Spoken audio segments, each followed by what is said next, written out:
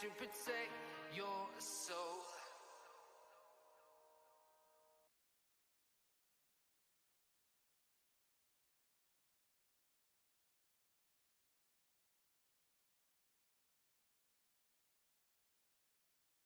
예, 안녕하세요. 한이빌더입니다.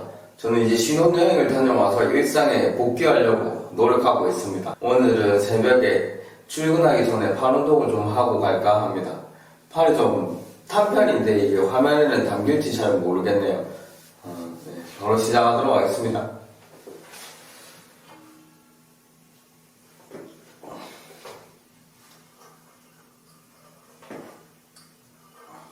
그저께는 하체 운동을 좀 가볍게 했고 어제는 등 운동을 가볍게 했는데 확실히 운동을 시작하니까 훨씬 힘듭니다. 그래서 드는 생각이 힘들고 열심히 살 거면 매일 힘들고 열심히 사는 게 오히려 더 편하다 이런 생각이 듭니다. 그래서 매일매일 꾸준히 해야 되는 이유 중에 하나가 또 생겼지 싶습니다. 현대 사회는 과거보다 비교도 안 될 정도로 훨씬 더 풍요로워졌는데 어째서 이 시대에도 항우울제, 수면제, 공황장애, 자살 등 불행과 불안의 척도라고 할 수 있는 것들은 더 활개를 치고 있을까요? 진짜로 MZ세대가 나약한 세대이기 때문일까요? 하도 편안하게 자라서 곱게 자라서 조금만 힘들어도 우는 소리 내는 나약한 멘탈을 소유했기 때문일까요? 정말로 힘든 일을 겪어보지 못해서 나약한 걸까요? 저도 당연히 MZ세대입니다만 일부는 동의하지만 일부는 동의하지 않습니다. 저는 한의원에서 일을 하고 있습니다. 그래서 거의 모든 연령대의 사람들을 골고루 만나는 편입니다. 어느 세대보다 강인한 MZ세대를 만납니다. 경찰 시험 중 오래 달리기 체력 테스트를 치르다가 햄스트링이 터졌지만 끝까지 완주하고 결국 합격한 어느 청년의 이야기가 제일 인상이 깊습니다. 심지어 제 고등학교 동창입니다. 햄스트링이 터지고도 경찰 시험을 합격할 만한 속도를 낼 수 있는 강인한 육체와 정신력을 가진 사람은 정말 드뭅니다. MZ세대가 나약한 것은 아닙니다. 이제 본론에 들어가 볼게요. 풍요로운 현대사회의 우울의 그림자가 큰 것은 일상 속의 고통이 사라졌기 때문일 수 있습니다. 편안함의 배신, 책의 저자인 마크 쉐는 모든 측면에서 생활이 더 편안해졌는데도 불편에 더 과민해지는 이 같은 현실을 편안의 역설이라고 부릅니다. 뇌는 고통, 불안을 한 덩어리로 인식을 합니다. 이러한 뇌의 특성을 면밀히 살펴볼 필요가 있습니다. 고통은 현실에 기반을 두고 있습니다. 예로 싸우다 상처가 났거나 굶주렸다거나 갈증이 극심하거나 하는 식이죠. 반면 불안은 미래에 기반을 두고 있습니다.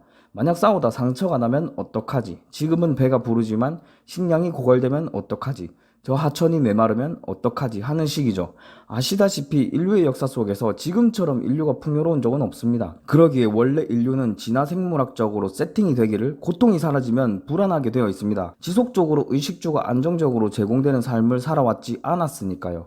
지금은 당장 배가 부르게 먹더라도 내일은 어떻게 될지 모르니 불안감을 느껴야만 했고 그 불안감을 원동력으로 당장 배가 부르더라도 또 다른 먹이를 찾아 나서야만 했죠. 반면 현대사회는 그렇지 않습니다. 지금 당장 배가 부르더라도 내일 당장 더 배가 부를 수도 있죠. 고통이 사라졌고요. 불안이 필요가 없어졌습니다. 그렇지만 불안은 필요 없다고 해서 생겨나지 않는 건 아닙니다. 고통이 사라지면 불안이 생기도록 세팅이 되어 있죠. 적절한 고통과 적절한 불안의 조화가 진화생물학적 기준으로 인간을 인간답게 만드는데 현대사회는 고통을 제거해버리니 불안이 균형을 깨고 절대적 우위를 차지하게 되는 거죠. 고통은 불안보다 우선합니다. 고통이 있을 때는 불안하지 않습니다. 현재의 고통이 미래의 불안에 앞섭니다. 반면 불안은 고통보다 압도적으로 확장성이 뛰어납니다.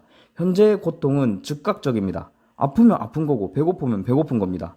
반면 불안은 걷잡을 수 없이 커질 수 있습니다. 밤에 호랑이가 습격하면 어떡하지? 저장해놓은 음식을 강도가 훔쳐가면 어떡하지? 홍수가 나면 어떡하지? 전염병이 돌면 어떡하지? 무궁무진합니다.